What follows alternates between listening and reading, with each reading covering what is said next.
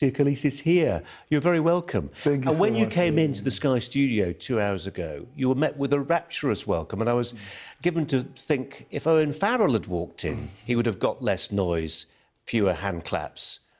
What is it about you? I don't know. I honestly don't know. But I think the people would have gone mad for Owen Farrell.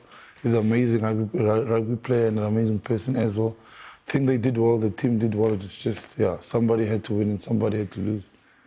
Is it possible to sum up what your life has been like since Yokohama on the 2nd of November? I mean, dizzy. You must be pretty dizzy. Yeah, it's been a lot. Something I'm not used to. Like, going to a restaurant is not the same anymore. But I love it because I know why people are excited and happy. You know, we did something big. I don't think we understand it yet, but that's the beauty of sport.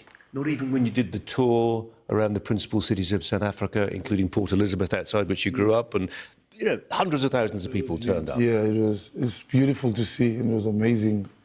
Kids crying, people crying, because, you know, not everybody gets to see this in their lifetime, and I'm so glad I was part of that, because the people helped us a lot. They sent us videos. We saw videos from malls, people watching it in shops or wherever they could, and they opened it up so people, homeless people, could also watch. There were like places, homeless people. So we had the energy of the whole country behind us when we could feel it.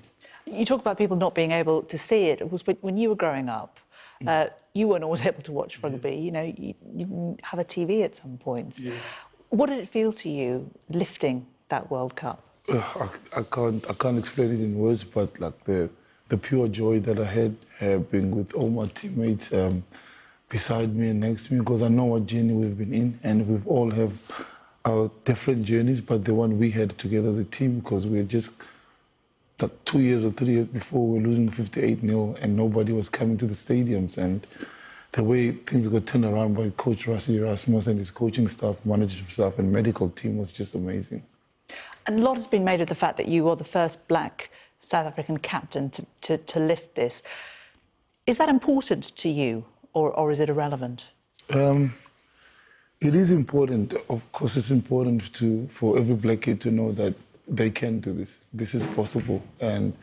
But just being captain was huge for me. I mean, being a Springbok was enough for me. I mean, if it gets taken away and I still be able to be a Springbok, that's enough, because it's huge. But now every single kid from any background or from any, I don't know, any struggles in their lives, now they can look up to me or some of my teammates and say, I can do it because he's done it before.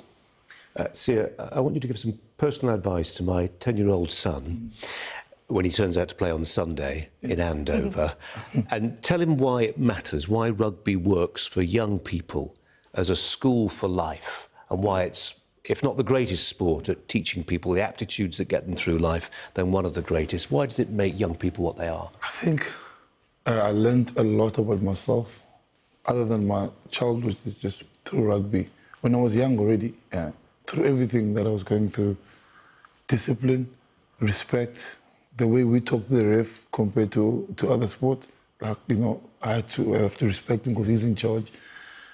Discipline, I had to work as hard as I can, and then accountability, making like other people relying on you, knowing that you're not the only one. I think it's important things that you learn in manners, obviously, and how you treat and respect other people.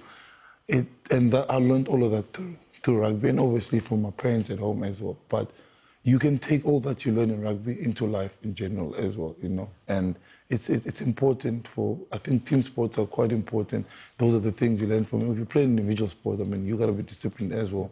But a team environment is amazing, and to keep you humble, because once you step out of line and you have honesty in the team, and the teammates will tell you you're getting too big for the game.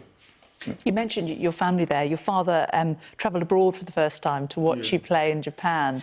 How has this journey been for your family? I mean, it's obviously been extraordinary for you. Yeah, it's been tough. They get people coming to interview them without asking, coming to the house, taking videos. So, but I think they've enjoyed some of it they don't really enjoy. But I think it's been good for us, and I'm looking forward now to doing something for my dad. I'm buying him a house back at home in PE, you know.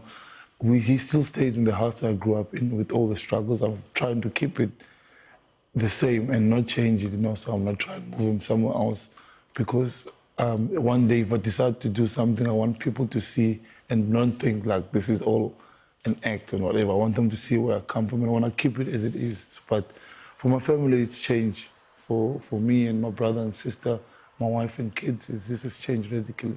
But your parents must be so proud of you. Yeah, my dad is very proud. That's why I took him there, because every parent dreams of doing nice things for their child, and he didn't have the means to do that.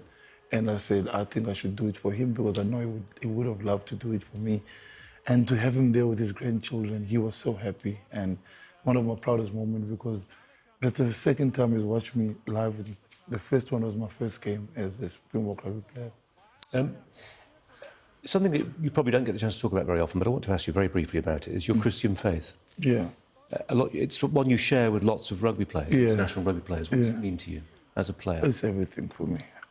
That's why some people were like, you're not showing emotion after I won, because I know it wasn't me. I mean, God carried me through everything. And there were times that I was very nervous. And I know where to find my strength, and my strength is through God. Not everything you can get, you know, I need that specific thing to get me up, to get me going, and to know that I'm... We're going to finish that conversation during the commercial break. What a pleasure. Thanks for coming in. Lovely to see you. Thank you. I appreciate it, guys.